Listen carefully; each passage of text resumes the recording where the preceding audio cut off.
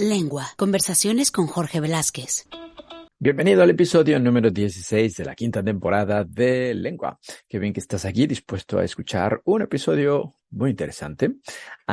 Si habéis escuchado el episodio anterior, sabéis que estamos nominados para los premios iVoox por segundo año consecutivo.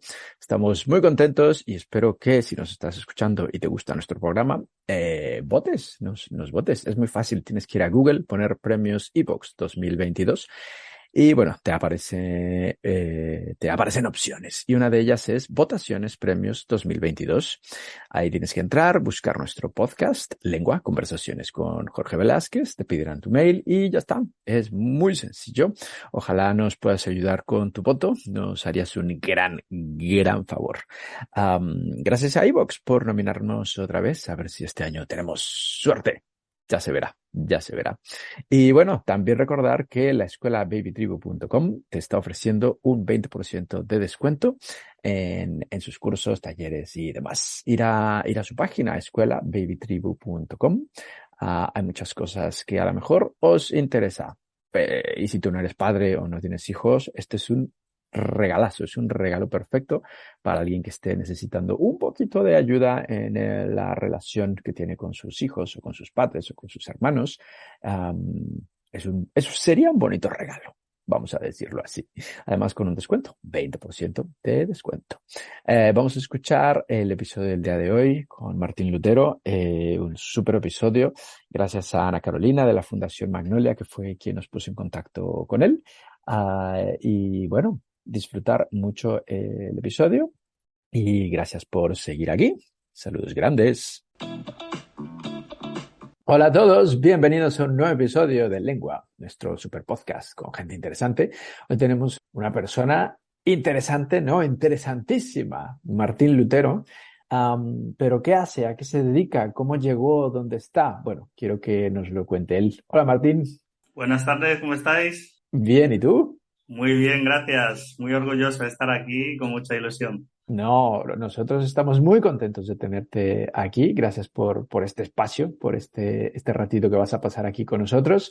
Y bueno, como bien decía, no quiero contar lo que haces o lo que eres, quiero que nos lo cuentes tú.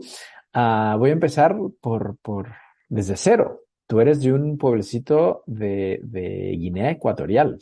Así es, yo soy de un pueblo que se llama Abanjomo, pero es un pueblecito de estos que te encuentras en el interior del continente, en medio del bosque, en medio de la selva. Y O podemos decir que cuánta gente vive allí. pues en mi pueblo, claro, es un pueblo muy pequeño, yo creo que no llega a 300 personas. Son pequeños pueblecitos que están uno a continuación del otro y es casi familiar, prácticamente, el Claro, pueblo. todo el mundo se conoce, son primos, tíos, familia. Y Exactamente. tú naciste allí hace ya en el 87. Sí. ¿Y qué pasó? Porque de ahí saltaste a Madrid. Pues sí, es una historia bastante interesante. Resulta que yo vine aquí por mi tío y mi tía, que Ujú. vivían aquí en España. Ok, Mi tío era infante de marina y él se metió en la infantería de marina cuando Guinea todavía era española. Se casó con mi tía, se llevaba muy bien con mi abuelo y a raíz de toda la relación, pues al final acabó casándose con mi tía. Vino a España, estuvo destinado en la agrupación de Madrid, en Rota, en diferentes zonas geográficas de España y un día pues me tocó a mí venir porque solían traer a sobrinos para que estudiasen o para que saliesen adelante e hiciesen su vida aquí. Y en una de estas, pues me tocó a mí. Soy el tercero de 4 hermanos, tengo 2 hermanas mayores y ahí como que de alguna manera se valoraba un poco más al varón porque en un principio iba a venir mi hermana mayor, Yolanda, pero al ujú, final vine yo y me trajeron con 3 años y fue por eso, porque mi tío ya había hecho su carrera militar, estaba en Madrid destinado y creyeron pues que podría ser interesante que yo viniese a estudiar aquí a Madrid, que conociese España y así fue, vine con mi abuela y a mi abuela no le gustó Madrid porque había las escaleras mecánicas del metro le daban miedo, demasiado coche. Claro, imagínate, ahí en Guinea que es todo naturaleza, que tienes tus mangos, tus plataneros, cultivas tu aguacate Claro, y, menudo cambio para ella. Habrá dicho, ¿pero esto qué es? No me gusta. y sí, un cambio radical. Y ella ya era mayor. Entonces ella se volvió, no se quiso quedar y el que se quedó fui yo. Pero te quedaste viviendo con tu tío, ¿no? Eso es, con mis tíos y 6 primos. Ok, eso fue el inicio de la aventura. Ahora, bueno, esto es un podcast, pero la gente verá tu foto. Tú cara a cara físico de español no tienes. Que va, que va. Yo soy de esos negros guapos que quedamos pocos ya. Voy a pedir en tu nombre una disculpa a todos los negros que nos están escuchando, porque les has llamado feos en toda su cara. Es que mi abuela está lejos para decírmelo. Pero claro, cuando tú viniste a Madrid, concretamente, que fue la ciudad donde te trajeron, estamos hablando que eran los años 80, 90, había muy poca inmigración en España. O sea que serías de los pocos negros en Madrid, ¿no? Sí, sí. De hecho, mi tío y sus hijos eran, yo creo que la única familia negra de la zona de Arturo Soria, Hortaleza, Chamartín. Claro. Y cuando vine yo, ese cambio lo noté de una manera increíble. De hecho, cuando vine en el avión, porque nosotros cogimos el barco y luego cogimos el avión hasta aquí a España. En el avión a mí me llamaba la atención porque nunca había visto un blanco. ¿En Y serio? entonces, las azafatas, yo decía, jope, aquí todas son súper guapas y así de blancas, ¿no? Digo que era un color diferente, era un color extraño para mí. Y recuerdo en el avión, por ejemplo, que me dieron una bebida naranja, me imagino que sería una Fanta, y Mm, galletas. Eso lo tengo grabadísimo y recuerdo la sonrisa de la azafata, que me trató muy bien. Entonces, las primeras impresiones fueron muy buenas. Y recuerdo en el avión, claro, de niño imagínate todas las luces durante la llegada al aeropuerto y yo nunca había visto algo así. En nuestros pueblos la noche es noche y las luces que ves son las estrellas. claro. Entonces fue como el mundo al revés, las estrellas se ven abajo y no arriba. Y la verdad que fue muy divertido. Y la llegada aquí, pues fue precisamente así. El único negro fue el único negro del colegio, de los casi el único negro que había en el barrio. Entonces todos eran blancos. Y fue una etapa, pues, bastante compleja en algunos sentidos. ¿Por qué? Porque yo tuve muy buena acogida en el colegio al que fui, Pinar del Rey. Mm, Me trataron muy bien, muy buenos profesores. Pero claro, yo era el único negro. Yo era el negro siempre. Y no era tanto por el hecho de ser el negro, sino porque no tenía más iguales. Entonces, ¿qué ocurre? A la hora de tener referentes, aunque estaba mi tío y demás, que también a nivel sociedad pasa, yo decía, ¿con quién me siento identificado? Si todos son blancos, ellos tienen sus cantantes blancos, sus artistas blancos, sus actores blancos. Yo creo que esa fue la parte más complicada. El decir, oye, soy diferente, sé que soy diferente, no tengo problema porque lo curioso es que yo no, en el colegio yo no sufrí ni discriminación ni nada de esto. mm. Eh, Se me aceptó muy bien, fui muy querido, de hecho conservo muchos amigos, madres de amigos con los que tenemos relación, pero siempre tuve eso. Oye, me faltaba algo, ¿no? Y hasta que no llegué al instituto, no pude ver que a lo mejor había más negros, nigerianos, incluso había compañeros gitanos. Entonces decía, pues no soy el único diferente. Hay más variedad, sí. Exactamente. Es cierto que de niño todo se ve completamente diferente, se ve más, quizá más grande de lo que puede ser, pero esa sensación fue muy difícil de superar.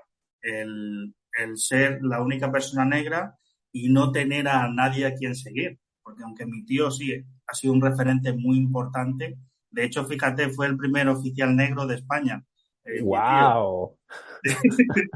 Le costó mucho, pero entonces sí, fue un buen referente, pero a nivel sociedad decía yo, ¿dónde miro? Mm. Y quizá esa fue la parte más irregular en este proceso. Pero yo creo que, por lo que me estás contando, fue un gran cambio y llegaste a un país completamente distinto al tuyo, a una ciudad distinta, con gente distinta. Pero por lo que me cuentas, lo disfrutaste muchísimo, ¿no? Sí, sí, lo disfruté muchísimo. En casa, sí es verdad que llegué a la casa de Arturo Soria y no les conocía a mis primos, eran todos mayores. Pero algo que saco del tiempo que estuve con mis primos, porque ahora yo vivo con mi niño y con mi novia, es Ujú. que aprendí de música, aprendí a abrir la mente, me enseñaron pues la importancia del lenguaje. Yo leía todos los días. Oye, Martín, hay que leer todos los días, tal, no sé qué. Y fue algo muy bonito. Yo lo disfruté mucho en el colegio. Fíjate las anécdotas que tenía, me decían los niños. Oye, pero ahí coméis, pero los negros coméis hormigas. Pero fíjate todo lo que aparecía en el cine. Y yo le hacía así, yo cogía una y hacía así. ¡Ay, tío, es verdad, comen hormigas! Y yo decía, ¿a estos chavales qué les pasa?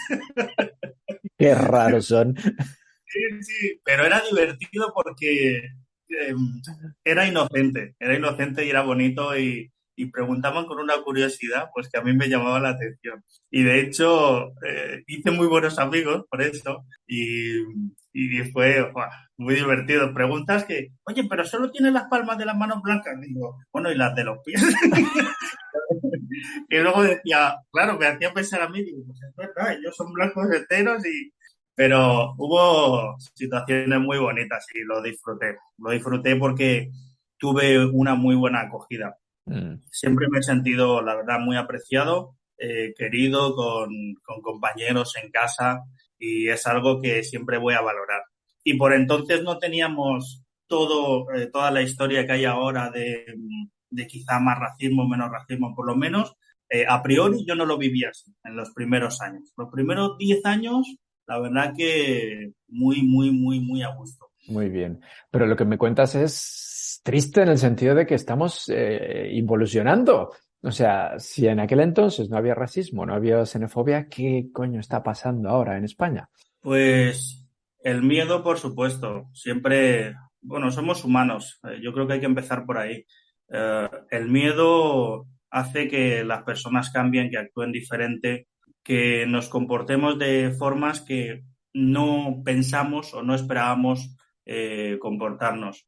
Yo siempre digo, si uno no se llega a conocer nunca a sí mismo, a los demás tampoco los puedes conocer, no sabemos cómo vamos a reaccionar en determinadas situaciones.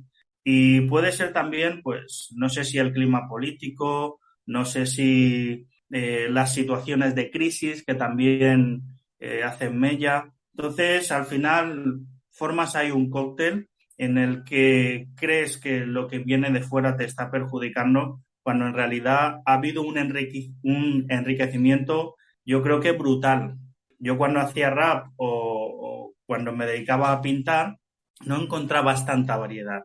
Fíjate cómo, yo siempre lo digo, cómo vestían antes las mujeres y los hombres cuando iban a una boda. Iban a la modista, compraban unas telas y ahora cómo se viste. Ha sido un cambio espectacular. Se ha salido fuera, Amancio Ortega ha hecho de las suyas, han venido influencias.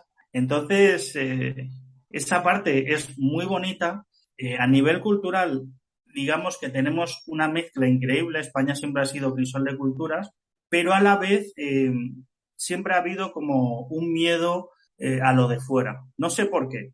Y lo que te decía era que en todo este tiempo hemos cambiado de forma de vestir, hemos cambiado de músicas. Yo me acuerdo la música que se escuchaba antes, que era mucho Julio Iglesias, era mucho El Fari, era mucho Manuel Escobar, lo escuchaba mucho mi tía. Y Sí. cómo empezaron a llegar, pues, influencias latinoamericanas, por ejemplo, que venía Juan Luis Guerra, se escuchaba mucho, u otro tipo de cantantes. La influencia que tuvieron las bases americanas en España a la hora de traer nuevas tendencias.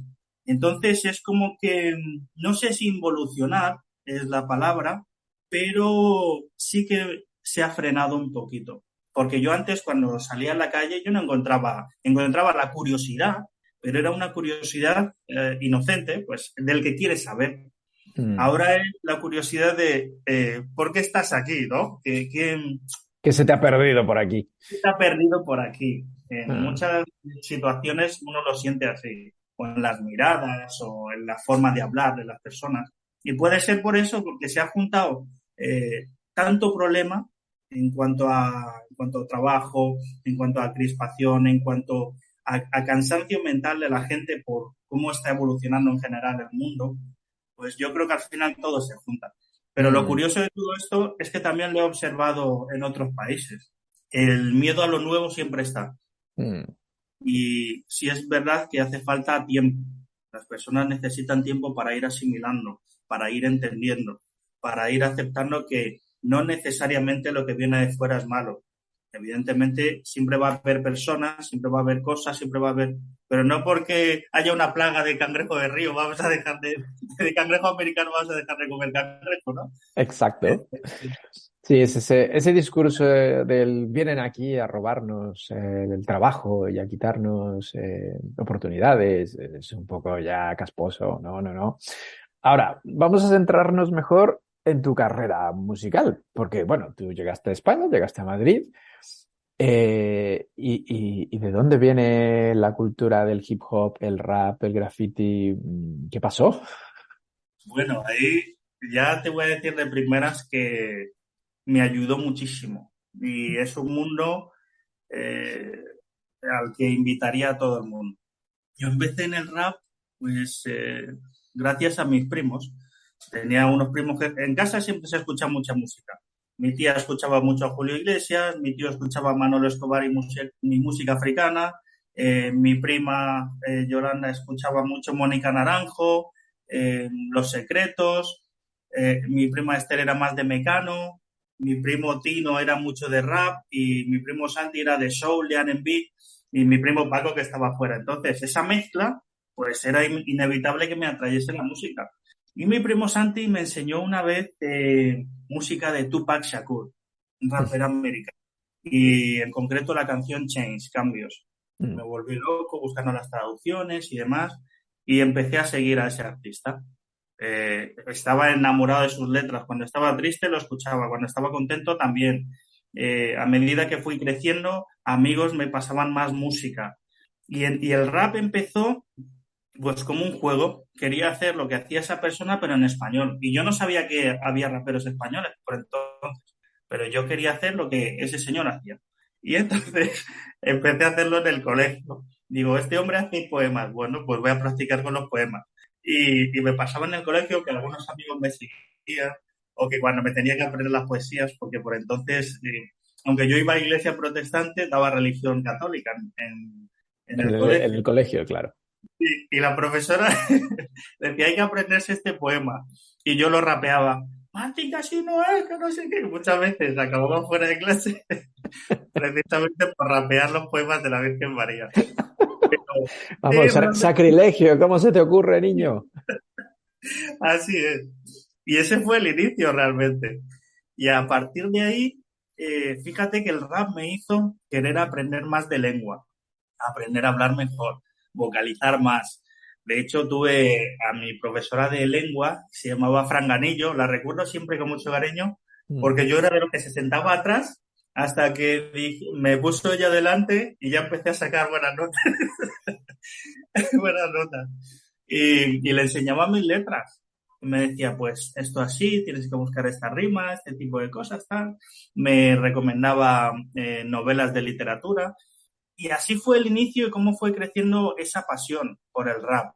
Eh, Conocí gente, empecé a ir a estudios, unos amigos que tienen, uno que tiene un micrófono, el otro que sabe hacer pistas, el otro que sabe hacer no sé qué. Y dentro de esta cultura hip hop, date cuenta que yo te estoy hablando casi desde los 14 años hasta, no te voy a decir hoy en día, pero casi casi, porque conservo muchos contactos. Pues mientras empezaba en el rap, me iba a nuevos ministerios y bailaba breakdance con otro grupo. Wow. De ese grupo aprendí a dibujar y a hacer letras de graffiti. Y luego, una vez que hacía letras de graffiti, también comencé a dibujar y hacía dibujos para compañeros en el instituto. Entonces empecé a conocer a personas de todas las formas, colores, orígenes. De hecho, mi grupo de breakdance eran como unas 30 personas y no se repetía la nacionalidad. Imagínate. Wow. Por aquella época teníamos americanos, compañeros de Cabo Verde, yo que era de Guinea Ecuatorial, había un español, había eh, portugueses, había peruanos, había algún nigeriano, había. Entonces era una bomba cultural que a mí me enriqueció muchísimo. Y lo bonito de la cultura hip hop, ¿sabes? Por lo menos lo que yo he vivido es que podía ir a Barcelona y por el hecho de hacer rap o haber hecho graffiti, como que se te abrían las puertas. Era tu currículum. Por Ah, el hecho de haber hecho skateboarding, también se te abría. Entonces, a nivel mundial, yo creo que cómo es posible que pueda haber como una sociedad cultural del hip hop donde el visado o la visa es el propio amor a la cultura. Y todavía, que es posible que lo haya, pero no lo he visto en otros sectores o en otras actividades. O sea, me pareció tan bonito, no importa que fuese un barrio más humilde, un barrio, digamos, más pijo. Siempre el hip hop te abría las puertas. Y eso es lo que me gustaba. Entonces, cuando yo iba a rapear, que aparte el rap me sirvió de no solamente de forma de expresión, sino de terapia. mm, Cuando uno empieza a crecer, esa época de la adolescencia, tienes preguntas, tienes muchas quejas, tienes la cabeza loca, pues a mí el rap me ayudó a no ir por ciertos caminos, a no hacer cosas malas, como se suele decir, y también me ayudó a desahogarme, porque ahí ya empezaban los conflictos de por qué estoy aquí, eh, los problemas en casa, a nivel sociedad, por qué me para la policía, por qué me piden dando la documentación. Y fue una mm. forma de canalizar todas esas emociones. Entonces yo siempre estoy muy agradecido y voy a estar muy agradecido a la cultura hip hop, a todas las personas que pasaron por mi vida y al rap en concreto. Porque no tuve psicólogo, tuve a mis profesores de filosofía, que por eso estoy enfadadísimo con que la quiten, tuve a mi profesora de lengua y tuve mi hip hop. Eso te ayudó mucho, pero ahora, eso te ayudó, pero te llevó a firmar con un sello discográfico. Ah, bueno. O sea, vamos a ver, no es que te haya ayudado y se haya quedado allí. No, o sea, llegaste a ser un profesional del hip hop. Sí, señor, llegué a ser un profesional. Cuéntanos, Al final, cuéntanos eso, ¿cómo fue? ¿Cómo llegó eso? ¿cómo llegó? Pues llegó el contrato discográfico, llegó un poco sin buscarlo. Mm, Estaba yo tan metido en aprender, en mejorar, que alguien me vio, amigos de amigos, gente del barrio, y acabé conociendo a un chico nigeriano que se llamaba Dauti Ebi, era su nombre artístico. Y fui a hablar con él, fui a hablar con otros amigos del barrio, quedamos en Málaga. Y bueno, venga, vámonos a Málaga. Y ya de paso lo conozco. Y estuve practicando, bueno, he escuchado cosas tuyas, tal, qué puedes hacer, qué no sé qué. Y ahí comenzó la aventura, porque fue un verano, además, me fui a Málaga, empezamos a cantar, querían escucharme, a ver qué sabía hacer. Estuve como una semanita con ellos. Y quedamos en Madrid, el estudio estaba en Alcorcón. Y yo vivía por entonces, bueno, seguía viviendo en Arturo Soria, ¿no? Arturo Soria, Paleta, y fui para allá. Bueno, oye, que nos han gustado, creemos que podemos hacer algo y si te parece bien, pues podemos firmar un contrato discográfico y que empecemos a trabajar y tal. mm, Claro, imagínate, llevaba desde los 6 años queriendo ser como mi artista favorito, Tupac Shakur. claro. Ya desde los 6 años salir en MTV. Y ahí comenzó, digamos, una época, o sea, feliz no, lo siguiente, lo que es no dormir por escribir letras, centrarme en seguir leyendo libros para ampliar mi riqueza de vocabulario, para tener más riqueza de vocabulario, el tener un propósito. Y lo bonito es que de forma inconsciente yo estaba centrándome en el proceso, no en el objetivo. Un Ujú. poco me había olvidado de que quería salir en MTV. Estaba disfrutando del momento. De cada día que iba al estudio, cogía cercanías. Pues esto no, pues esto sí. Y el estudio es muy duro, ¿eh? Parece que no. Yo lo digo incluso cuando la gente rechaza música o géneros como el reggaetón o en este caso esta artista que está pegando fuerte que es Rosalía. Ujú. Vale que parece sencillo, pero tienes que aprender a manejar tu voz, tienes que aprender a estar frente a un micrófono, tienes que aprender a controlar tu voz y a mí se me hizo duro el Oh, repetir, sí, hasta fácil, fácil no es. No, no. no. Y que te equivocas en una letra o pronuncias mal, volver a empezar. Que no has entrado a tiempo, volver a empezar. Que tienes que subir más a la voz, meter más emoción, volver a empezar. Y eso me enseñó, claro, que primero las cosas cuestan trabajo. Segundo, que a pesar del trabajo que cuesten, hay que aprender a disfrutarlo. Yo disfrutaba de cada repetición, disfrutaba de todas las indicaciones que me daba Oscar, que por entonces era el productor MRK. Y me decía, Martín, es que los raperos hacen esto, tienes que hacer esto, otro, tienes que hacer tal. Y todo ese proceso me ayudó muchísimo, sin darme cuenta, me he dado cuenta ahora, me ayudó a ver que hay que continuar, hay que perseguir aquello que te gusta, independientemente de si caemos o no caemos. Hay que seguir trabajando a pesar de que haya personas que no crean en ti, porque eso siempre te lo encuentras. Aprendí el poder que tiene la imagen. La gente que nos seguía pensaban que competíamos con Universal, con Sony, y éramos un pequeño estudio en un bloque de Alcorcón. Y entonces, claro, fue un proceso tan bonito, los conciertos, perdí el miedo a hablar en público, el miedo a actuar. Saltaba del escenario y cantaba con la gente. Y lo más difícil, fíjate, para mí era cantar con pocas personas, porque eras más consciente de que las miradas se clavaban en ti Claro. y están más pendientes de cada uno de tus movimientos. El concierto más grande que hice y del que estoy más orgulloso, tuve 4.000 personas, estaba de telonero y recordé al niño de 6 años. Digo, ¿cómo es posible que esté aquí 10 años después cumpliendo mi sueño? Wow. ¿Cuál era tu nombre artístico? Mi nombre artístico era Deep Days. Bueno, tuve muchos, ¿eh? Pero el último era Deep Days, como Different Days. Fue Ajá. una época de cambios y digo, oye, y lo propuse, ¿qué os parece ese nombre? Pues está bien, si te representa, si te identificas con él, Mm, era Deep Days. Y era precisamente por eso, porque estaba en un momento en el que, como joven y como rapero, le decía que no a todo. Me rebelaba contra todo. ya, ese era el Entonces, momento de la rebeldía. sí, sí, pero lo bueno es que fue una rebeldía en letras, que eso es la parte que más agradezco siempre. Fue una rebeldía en letras, en palabras. Además, mi rap era muy personal, muy autobiográfico y fíjate, procuraba no usar palabrotas, no era vacil, era volcar sentimientos. Y Mm. eso le llegó a la gente. Y bueno, me apoyaron, estuve ahí unos años, creo que estuvimos 2 años haciendo música, Bueno, llegamos ¿y sí, llegamos a qué? a sonar en Guinea Ecuatorial, en Ah, Santo Domingo. sí. Sí, sí, sí. La gente me vio, pero tú eres de Guinea. Sí, sí, soy de Guinea. Y hago música también.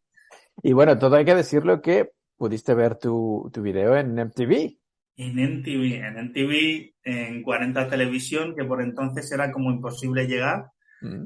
y más para unos chicos de barrio, y en Sol Música, que era por entonces un canal muy fuerte en cuanto a vídeos musicales. Imagínate que me escribían amigos o seguidores, oye, que te he visto en MTV, le he dicho a una amiga que te conocía, y claro, y decía, ¿cómo le vas a conocer si es una artista de MTV? Entonces fue muy bonito. El Pero proceso entonces es, te fue muy bien. Bueno, a ti y a tu grupo de amigos. ¿Qué nos pasó? ¿Qué fue pasó? ¿Por qué terminó ese sueño en la Pues música?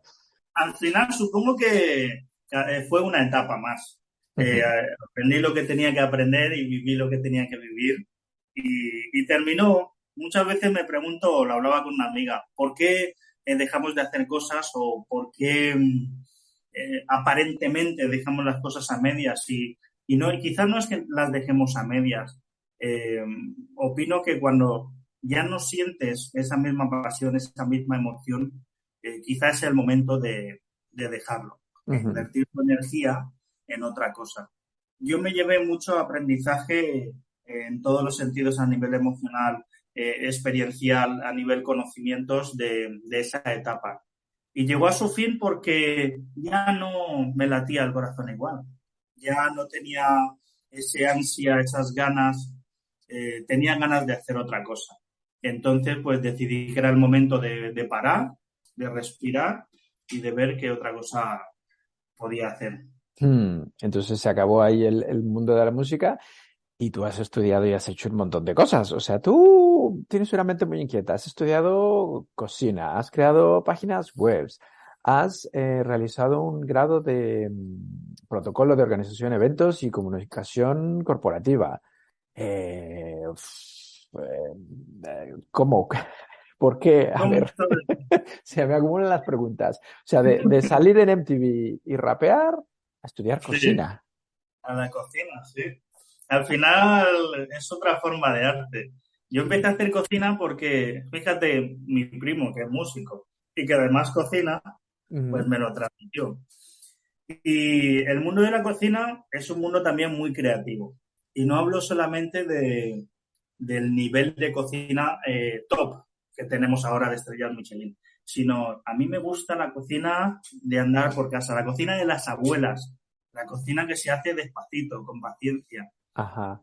Y me llamó mucho la atención y quise estudiar cocina. De hecho, estudié cocina, estuve trabajando en la calle también de jefe de cocina durante un tiempo y fue una etapa que también en donde pude coger conocimientos que adquirí durante mi etapa de hip hop, de cantante, y pude aplicarlos ahí, como el tema de la paciencia, el dar ejemplo, el sentirte uno más. Cuando yo estaba en el sello discográfico siempre me decía Evi, Martín, tú eres un artista más, no te sientas pequeño. Estás en un proceso diferente al resto, pero nunca te sientas pequeño. Y eso, ese es un consejo que me parece muy bonito porque cuando te relacionas con otras personas, ya no te relacionas con miedo o con vértigo, sino recuerdas que, oye, es una persona que ha conseguido X cosas en la sociedad o a nivel personal y tú estás en otro momento de tu crecimiento, en otro proceso. Entonces, en ese sentido, puedes relacionarte con esa persona que aparentemente es muy grande de una forma natural. Claro. Entonces, estudié cocina, seguí conociendo gente, incluso gente que se dedicaba a la música. La cocina es trabajo, ¿eh? Es Hombre, cansado, es duro, sí, sí. es duro y pero te da mucha satisfacción cuando tú ves que a la gente le gusta lo que les has preparado. Yo creo que es uno de los trabajos que más satisfacción da, porque lo ves en el momento y ves las reacciones de las personas y tienes el feedback casi instantáneo. Y esa parte fue bastante enriquecedora, muy bonita. Pasé de cocinar, hice caterings a raíz de la música, presentaba, porque después de terminar con el sello hice algunos años soltando canciones y en una presentación de una canción que se llamaba Papaya y Mango, que cambié totalmente de género, pues hice una presentación con fruta, con brochetas de fruta, con más bandejas, y a la gente le gustó tanto, a la gente de la discoteca donde lo hice, Sí. que me llamaron para hacer más presentaciones de este tipo. O sea que, sin quererlo, pues le di la idea de que podían enriquecer sus sesiones nocturnas pues con unas brochetas, con cositas diferentes. Y de hecho ahora continúan haciéndolo. Mira. O sea, de alguna manera todo se va enlazando. A partir de la música he conseguido conocer a gente y realizar una serie de trabajos increíbles. ¿Cómo acabo, por ejemplo, en la carrera de comunicación, de protocolo, comunicación corporativa? Pues aparte de compañeros, que yo soy militar además, aparte de compañeros que me animaron a estudiar, a volver al estudio, me di cuenta de que, oye, todo el conocimiento que hemos ido adquiriendo de atrás, en la música, en el manejo de la imagen, en cómo hablar con personas, cómo relacionarnos, lo podemos reforzar y limar en esta carrera. Mm. Y así fue. Muchas asignaturas o muchos temas que tocaba yo en comunicación corporativa ya los había vivido sin saber qué era eso. Temas que tocaba en organización de eventos ya los había vivido, ya los había manipulado sin saber que eh, había una disciplina que se dedicaba concretamente a eso. Vamos, ya tenías mucha práctica. Sí, tenía mucha práctica. De hecho, claro, yo entré con 30 y pocos años a la carrera, sí, con 30 años, y discutía con algunos profesores sobre cómo se hace fuera, en la realidad, lo que se enseña de teoría, Mm. y había mucha distancia, ¿eh? Hay mucha distancia entre lo que nos enseñan en la universidad y cómo son las cosas en la calle. Claro, la teoría y la práctica muchas veces no tienen nada que ver, ¿no? Sí, señor, pero Mm. absolutamente nada que ver. Y empecé a recordar ahí el instituto y a decir, oye, en el instituto yo no sabía qué hacer, o me decían que estudiase bachillerato, estudia no sé qué, estudia no sé cuánto, pero ¿y por qué no puedo estudiar otro tipo de disciplinas? Que por entonces no estaban, ¿no? Pero ¿por qué no puedo dedicarme a la pintura? ¿Por qué no puedo dedicarme a la música en este sentido? Y por entonces no había las carreras que hay ahora, no había los estudios que hay ahora. Y me hizo empezar a plantearme, yo que soy un culo inquieto, cómo unir, siempre estoy pensando, cómo unir todo el conocimiento que he ido adquiriendo y cómo aprovechar también mi experiencia vital, porque opino que todas las personas tenemos una experiencia vital de la que no siempre somos conscientes, pero que puede aportar mucho a otras personas. Ujú. Por eso yo he podido hacer tantas cosas. He podido hacer rap, he podido ser cocinero, estudiar el grado, estuve haciendo conferencias por institutos, conferencias motivacionales. Fíjate, a raíz del rap, porque el rap es comunicación. Yo sabía que igual que transmití con música, podía transmitir a viva voz sin nada detrás, solo con mi persona. Y, y de alguna manera fui juntando las piezas de un puzzle que yo creí cuando era niño, cuando iba al instituto, que no era posible, que era el de qué puedo hacer para aportar a la sociedad, para ayudar a otras personas. Y no quería estudiar necesariamente los grados que había, los grados sociales de FP que había. No, Ujú. a lo mejor yo no quiero trabajar en un centro, pero sí me gusta hablar con las personas. Claro, Como tu trabajo, que es súper bonito. hay, hay, Entonces, hay, hay cosas más allá. Has dicho algo que me llama mucho la atención. Eres militar, ingresaste a las Fuerzas Armadas en Infantería de Marina, ¿no? sí, mi tío estuvo en infantería de marina y yo seguí su ejemplo. O sea, tú eres Entonces, vamos, tú, eh, militar, cantante, chef, orador, ah, ¿qué te falta por hacer? ¿Hay alguna otra profesión que digas, mira, esto, astronauta, yo qué sé? astronauta no, que me dan miedo las alturas. Ok, esa la descartamos. Pero ¿hay alguna cosa, una profesión que digas, esto me llama mucho la atención? No tengo ni idea, pero mira, por probar. Bueno, ahora mismo estoy metido en temas de comunicación. Ujú. He estado con una asociación que se llama Gremio Secua, de jóvenes guineanos que hablan sobre emprendimiento. He tenido la oportunidad de entrevistar a personajes como Visila Bokoko o como, ¿cómo se llamaba ese jugador? Bueno, o como diferentes artistas de Guinea, diferentes personas que están iniciando su camino en el emprendimiento. Y eso me ha hecho pensar, oye, ¿por qué no continúo hablando con personas? ¿Por qué no continúo indagando? Porque todos tenemos una historia que contar. Entonces, ahora tengo un proyecto que se llama From Hobby to Cash, que es un poco cómo las personas consiguen transformar su hobby, su entretenimiento en su trabajo, cómo lo monetizan. Y además, quiero tocar las salidas profesionales, hablar con personas que me hablen de sus hobbies, que me hablen de sus profesiones, que me hablen de cosas que hacen.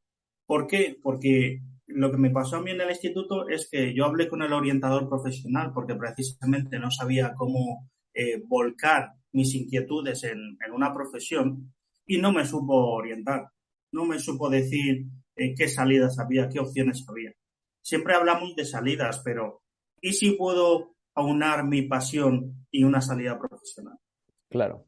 Entonces, lo que intento aquí es, con la experiencia de cada una de las personas con las que pueda hablar y sus profesiones y hobbies, que los jóvenes vean que, oye, tienes todo este abanico.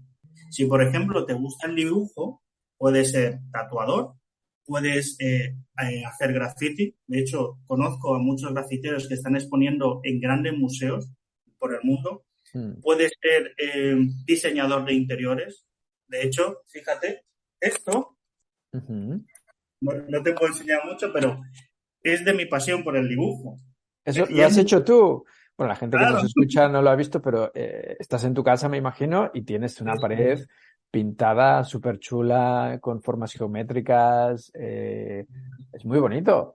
entonces, si te gusta el dibujo, ¿por qué no puedes hacer diseño de interiores? ¿Por Claro, qué no hay puedes? 1000 salidas. Exacto. Entonces, lo que trato de mostrarle a los jóvenes es que a partir de tus gustos personales, a partir de tus hobbies, puedes encontrar una salida profesional adecuada. Yo creo que esto es importante porque ahora hay mucha frustración y a la vez hay mucha creatividad. Mm, Por un lado, tienes personas con mucho talento que no saben cómo canalizarlo. Luego tienes a jóvenes, los que paran en el parque con la moto y están ahí aparentemente perdiendo el tiempo. Ahí tienes personas con conocimientos de ingeniero. Tienen el coche aquí dentro, en la cabeza. Tienen la moto. O sea, se conocen cada tornillo, Jorge. exacto. Entonces, ¿por qué no darles esa oportunidad? O por lo menos que tengan ahí esa muestra de que pueden darle una vuelta a su vida. Mm.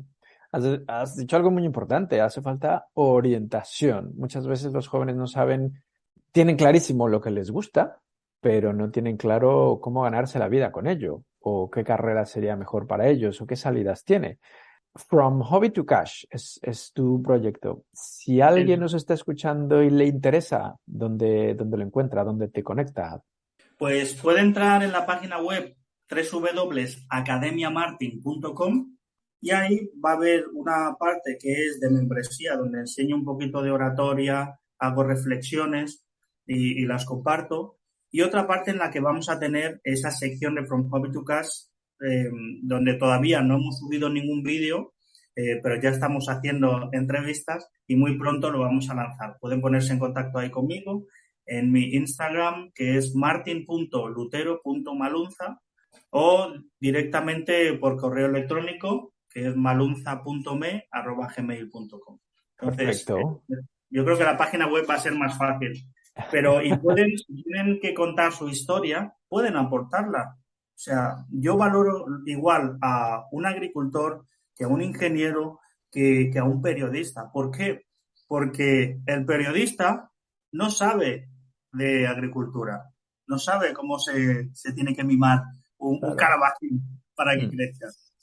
O el ingeniero no sabe de periodismo. De hecho, los ingenieros se explican un poco regular algo. Les hace falta un curso de comunicación. Academiamartin.com y estoy leyendo aquí todo lo que nadie me enseñó de niño. Comunicación, crecimiento personal, reflexiones, futuro profesional. Vamos, tienes una escuela. Sí, una pequeña escuela. Antes lo tenía en Instagram, aunque lo quité, Ujú. pero porque de alguna manera yo me di cuenta de que siempre dicen, ten cuidado con lo que haces porque no sabes quién está mirando, y yo lo cambié por ten cuidado con lo que haces porque no sabes a quién estás inspirando. Hay veces que una palabra, una frase, una vez mi primo Tino me dijo, si quieres hacer algo, hazlo. Eso a mis 14, 15 años supuso un cambio radical. No me estaba diciendo que las cosas fuesen a ser fáciles o fuesen a ser difíciles. Me estaba diciendo que si deseaba algo, que lo persiguiese. Y era una Mm. frase muy sencilla. ¿Y sabes qué es lo gracioso? Que él no se acuerda. ¿En serio? Exacto, él no se acuerda. Entonces, yo ahí me di cuenta de que, oye, es que nunca sabemos a quién estamos inspirando con nuestro Mm, ejemplo, con nuestras palabras. Y de hecho los niños aprenden mediante el ejemplo. Yo tengo a mi niño de 3 años y él, más que escucharme, hace lo que me ve hacer. Entonces, basándome en esas dos cosas, creo que es importante que las personas compartan su historia, porque tendemos a menospreciar lo que hemos hecho. Siempre decimos, no tengo nada. No, no tengo nada, no. A lo mejor no tienes un título de ingeniería, pero tienes una experiencia vital. claro, y eso cuenta mucho y es importante. Y eso es lo que me gustaría que la gente se diese cuenta, que lo valorase y que se sintiese orgulloso de ello. Porque a lo mejor llevas 20 años en este mundo, llevas 30 años en este mundo, llevas 50 años en este mundo y tienes mucho que decir. Y Por supuesto. yo creo que es bonito y que hay que dar la oportunidad. Igual que tú ahora me estás dando esta oportunidad, que la agradezco, no sabemos a dónde vamos a llegar, a cuánta gente vamos a llegar, a quién vamos a inspirar, no lo sabemos. Pero ya estamos. Seguro, seguro, seguro, vamos, pues iba a decir, me corto un dedo, pero bueno, no vamos a ser tan dramáticos. Pero estoy seguro que esta charla contigo va a inspirar a más de uno y a más de dos. Vamos, en el país que nos estén escuchando. Afortunadamente nos escuchan no solo en países latinoamericanos y aquí en España. He descubierto, porque bueno, las plataformas te dan la información, ¿no? Que nos escuchan en Canadá, en Estados Unidos, en India, en sitios tan remotos que yo digo, bueno, pues mira, si hay alguien que escucha esto y se queda con una idea que es como una semillita y en el futuro esto sirve, pues mejor, qué mejor, qué mejor. Martín, tengo una pregunta para ti. Vas a recomendarnos una película, un libro, una serie y un disco. Complicado, ¿eh? Una Mm, película. Una película, aunque no soy mucho de películas bélicas, pero creo que Hombres de Honor me representa mucho. Diría, tengo muchas películas, pero Hombres de Honor, si es para adultos, Hombres de Honor. ok. Es una película que habla de superación, que habla de discriminación, que habla de lucha, de esfuerzo, que habla de cumplir sueños y la recomiendo. Creo que es con Cuba Gooding Jr. Ujú. y es una película que me pareció muy bonita. Vale, genial. Muy, muy buena recomendación. Ahora, ¿qué libro nos vas a recomendar? Un libro que a mí me ha marcado muchísimo es El alquimista de Paulo Coelho. Ujú. ¿Por qué? Es un libro, Jorge, que te prometo que a las personas a las que le tengo mucho cariño siempre les regalo ese libro. Porque para mí es magia. O sea, leerlo, lo he leído 2 veces, supuso un antes y un después. Y, y creo que explica las cosas de una forma tan sencilla y tan mágica que lo pueden leer adultos y niños. Y va a suponer un cambio interno, emocional, en todos los sentidos. Así que El alquimista de Pablo Coelho. Muy buena recomendación. Una serie, ¿eres de series? Soy de series de ficción. Te puedo decir 2 series, una que es, bueno, la que veía yo de pequeño, El Equipo A, Ajá. que me hacía mucha ilusión, pero la última que he visto, o de las últimas que he visto, eh, porque veo series pero no soy muy aficionado, pero me gustó mucho Stargate. Es una serie Ujú. de ficción, pero que explora todas las posibilidades que, que pueden darse o que pueden haberse dado con el ser humano. Entonces, es una puerta interdimensional que te lleva a otras dimensiones, a otros planetas, y habla de cómo han evolucionado los seres humanos, que en algunas zonas, en algunos planetas, siguen siendo como neandertales, en otras hemos evolucionado tanto que somos prácticamente espíritus, almas, en otras ha evolucionado el ser humano a nivel tecnología, en otras es pacífico, eso me recuerda a Magnolia, con quien trabajamos, Magnolia que busca la paz, es una fundación que me encanta. Creo que entrevistaste a Carolina que me la mandó. Sí, por supuesto. Eso te iba yo a comentar. Tú también colaboras con ellos, con la Fundación Magnolia. Sí, Ana Carolina y don Juan, ¡guau! Son una fuente de conocimiento, de saber brutal. Y me han ayudado mucho en todos los sentidos. Y ellos sin saberlo. fíjate de lo que hablábamos antes, Sí. que yo quiero saberlo, porque he aprendido de ellos por cómo hablan, cómo actúan, las cosas que hacen y sobre el mundo de la paz, que es algo que en lo que no me había parado a pensar.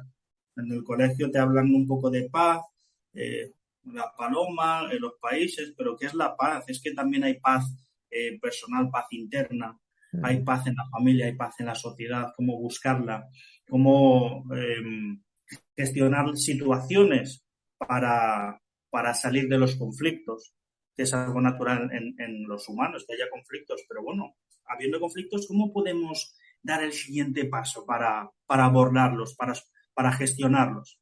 mm. Y, y he aprendido muchísimo con ellos. Y al final todo nace de uno, ¿eh? Nace de cada ser humano. Todo nace. Y el participar con ellos, colaborar con ellos, yo creo que es algo que puede hacer todo el mundo y debería probar todo el mundo. Mm. Más que nada porque es otra forma de aprender a ver el mundo y de aprender a vernos a cada uno de nosotros. Es una muy buena perspectiva. Saludos a Ana Carolina, que de hecho ya la hemos entrevistado aquí en el podcast. Y su episodio es espectacular. Tiene una historia increíble. Me Sí, encanta. sí. Bueno, y antes de que se nos olvide, bueno, saludos a Ana Carolina, que seguramente nos está escuchando, y a Juan Carlos también, que también su entrevista es súper buena. Te falta recomendarnos un disco de música. Un disco de música. Esa parte es más difícil. Hombre, tú fuiste músico. Sí. ¿Qué te podría decir? Claro, un disco completo. Mira, me voy a quedar, creo que era de James Blunt, que es Ujú. un británico que creo que era teniente del ejército y empezó a cantar y dejó la milicia. Sí, Creo que el disco se llamaba Back to Bedlam o algo así. Y yo creo que ese ok. disco es muy bonito porque creo que es el primer disco de paso de un trabajo, de una profesión a otra, y ese cambio es radical, y porque dice mucho su música. Ok, Para ser, muestra mucha sensibilidad. Yo creo que nos quedamos con ese James Bond. vale, muy buena recomendación. Ahora, bueno, hemos mencionado la Fundación Magnolia y Ana Carolina fue la que me recomendó, tienes que entrevistar a Martín, es un grande, te va a gustar mucho su historia. Y antes de terminar la entrevista, te toca ahora a ti a nominar a 3 personas que podamos entrevistar aquí en nuestro podcast. Personas que digas, esta persona, mira, puede inspirar, es interesante. Me gustaría que su mensaje, su historia llegara a más gente. ¿A quién nos recomendarías? 3 personas. Una de ellas es una prima mía que ha pasado por mucho. Se llama Yolanda Teresa, es enfermera y ella nació aquí en España. De hecho, su padre es el tío mío, que te Ujú, comento. Y creo que tiene mucho que aportar porque ha tenido una evolución y unos cambios importantes. Y en ese sentido, creo que puede inspirar a muchas personas. vale, genial. Otra persona se llama Ricky Fernández. Es un compañero que conocí, que es prácticamente un hermano ya, que conocí en las Fuerzas Armadas. Es un hombre que se dedica precisamente a hacer podcast y es periodista digital. Y para mí es una persona que ha superado mucho, que tiene una energía y una tranquilidad que me encantan y que ha logrado muchas cosas partiendo de prácticamente nada. Y desde estar en el peor momento, ha logrado salir y subir a donde está ahora. Y para mí es un ejemplo. De hecho, constantemente le estoy tomando el teléfono porque para saber de él y pedirle consejo. Wow, súper interesante. Mira, muy bien, muy bien. ¿Y la tercera? La tercera persona, yo te diría que se llama Adebisi Yekini, es de origen nigeriano, pero creo, no sé si nació aquí en España, ahora no recuerdo, pero creo que nació aquí en España. Él vive Ujú. en Londres Vive en y es Londres. en Londres, sí, Ah, y es una persona que actualmente está hablando mucho de el cambio que tenemos que sufrir las personas, de la verdadera realidad, del amor que tiene que surgir en la sociedad y se está formando mucho y está transmitiendo un mensaje que creo que es muy positivo. Y entonces creo que es una persona a la que merece la pena conocer, además, a Davis y Yekine. Esas tres personas ahora mismo forman un tridente brutal en mi vida y con lo que están haciendo y con lo que han sido. Oye, genial. Ya me pasarás el contacto de estos tres grandes porque se nota que tienen mucho que contarnos e historias interesantes para compartir con nuestros oyentes. Martín, qué placer conocerte, aunque sea a través del internet, de la pantalla. A ver si un día nos conocemos en vivo y en directo. Gracias por tu tiempo. ¿Quieres decir algo más antes de despedirnos? Lo que quiero decir es que gracias a ti, gracias a Ana Carolina, gracias a todas esas personas que están haciendo algo por cambiar el mundo. Porque al final el mundo se cambia con pequeñas acciones, con el detalle. Y gracias por esta oportunidad y espero que podamos llegar a personas, que podamos inspirar y que gracias a estos trabajos, a personas como tú, el mundo siga avanzando mejor, aunque sea despacito, pero a un sitio mejor. Poco a poco y entre todos lo lograremos. Pensemos en positivo. Martín, Claro, un placer, un abrazo muy, muy fuerte. Gracias. muchas gracias, buen día. Chao. Lengua. Conversaciones con Jorge Velázquez.